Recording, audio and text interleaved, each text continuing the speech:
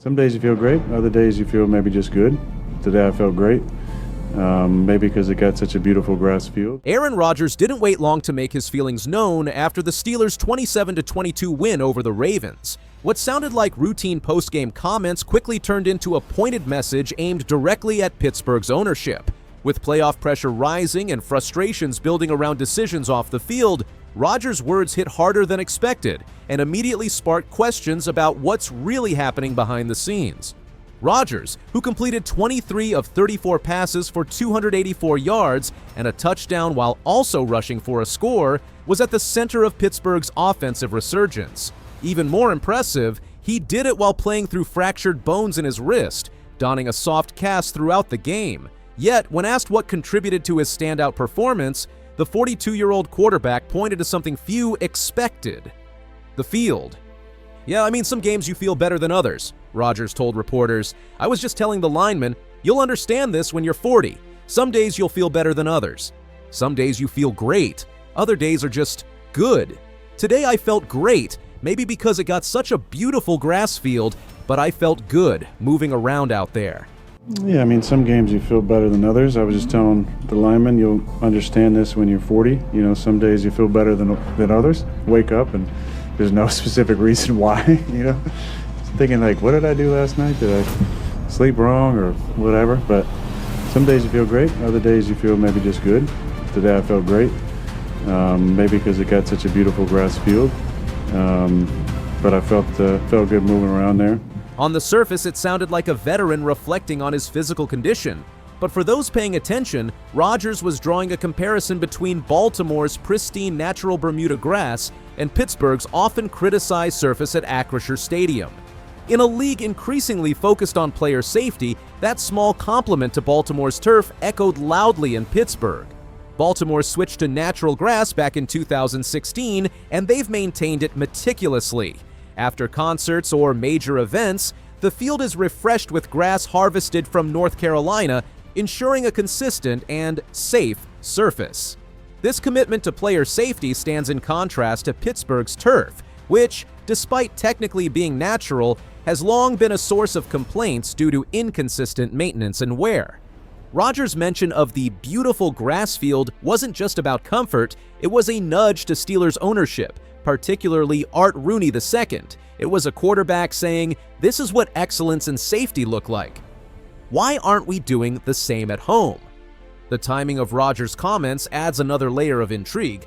With the NFL preparing to implement a new quality control system for field surfaces by the 2028 season, every team, including the Steelers, will need to meet stricter safety standards. That includes maintenance, not just what type of surface is installed. Rodgers, knowingly or not, may have accelerated conversations already happening behind the scenes about Acrisure Stadium's condition. And then there's the bigger picture. Rodgers' critique, however veiled, comes as he leads a Steelers team that's finally beginning to click on both sides of the ball. Against the Ravens, the offense looked fluid and explosive, with DK Metcalf hauling in 7 receptions for 148 yards. Kenneth Gainwell contributed with a touchdown on the ground, and Jaylen Warren added a receiving score. It was Rodgers' best game in weeks, perhaps months, and it came when the team needed it most. The win also helped Pittsburgh leapfrog Baltimore in the standings, taking sole possession of the AFC North lead. For a team that's seen its fair share of drama this season, including questions about Mike Tomlin's job security, the victory offered a much-needed reprieve. Yet Rodgers didn't stop with field talk. When asked about the pressure on Tomlin and whether the win over Baltimore had quieted critics, Rodgers quipped with a smug grin, "It means maybe you guys will shut the hell up for a week." What does it mean to get a win like this after the week that you guys have had and the week that kind of Mike Tomlin has had too? Means maybe you guys will shut the hell up for a week. It was classic Rodgers, biting, bold, and dripping with sarcasm. But behind the humor was something serious, a vote of confidence in his head coach.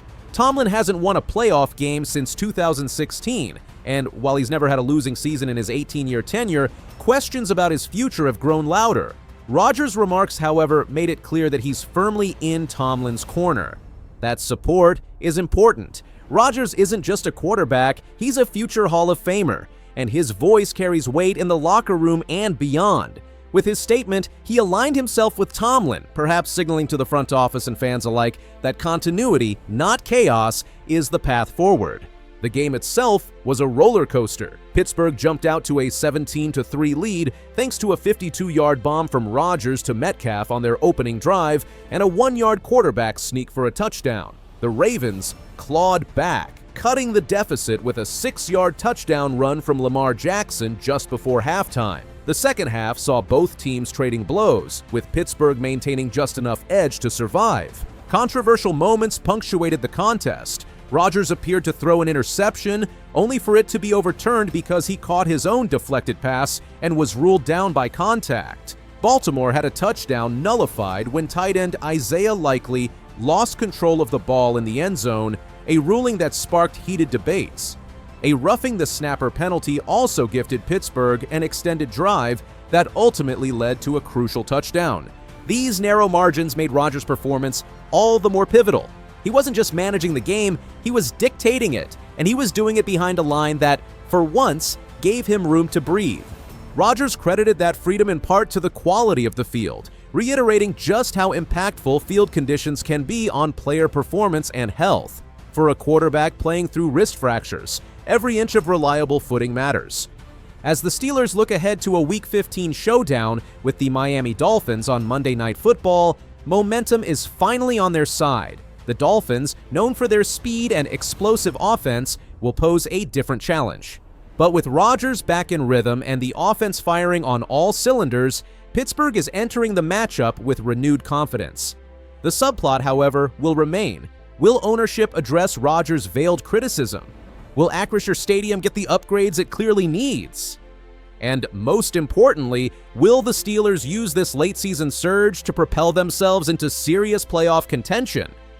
Rodgers, never one to shy away from controversy, has lit a fuse. What happens next is up to the front office. One thing is certain, when Aaron Rodgers speaks, people listen, especially when he's winning, and especially when he's pointing directly at the areas his team needs to improve.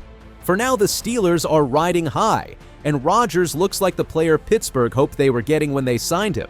But lurking just beneath the surface are questions about infrastructure, leadership, and the long-term direction of the franchise. Rodgers' comments weren't just about turf, they were about standards, and if the Steelers want to keep pace, not just in the standings, but in attracting and retaining elite talent, they'd do well to listen. The message was clear, even if it was delivered with a smile: this team can be better from top to bottom, and with Rodgers at the helm, the time to raise those standards is now. In broader context, Rodgers' remarks fit a pattern of his career. Known for his outspoken nature, Rodgers has consistently used press conferences and media opportunities not just to answer questions, but to make statements. Whether it's about coaching decisions, team dynamics, or league-wide issues, Rodgers rarely holds back when there's a point to be made. This latest comment, wrapped in a compliment, was no exception. And in Pittsburgh, where tradition meets steel-tough football, those kinds of messages aren't easily ignored. With a quarterback of Rodgers' stature calling for better conditions, albeit subtly, expect the whispers in the front office to grow louder. In a city that prides itself on toughness, maybe it's time to pair that grit with infrastructure that matches the ambition. If there's any doubt about how much field conditions matter, Rodgers just erased it. His play spoke volumes, but his words carried a challenge to ownership, to the league, and to the very culture of what it means to support your team with the best possible resources. Pittsburgh has always demanded excellence from its players. Now, one of those players is demanding it back from the organization, and the fan base, hungry for postseason success, may very well be on his side. So the ball's in your court, Rooney family. The quarterback has spoken. Will you listen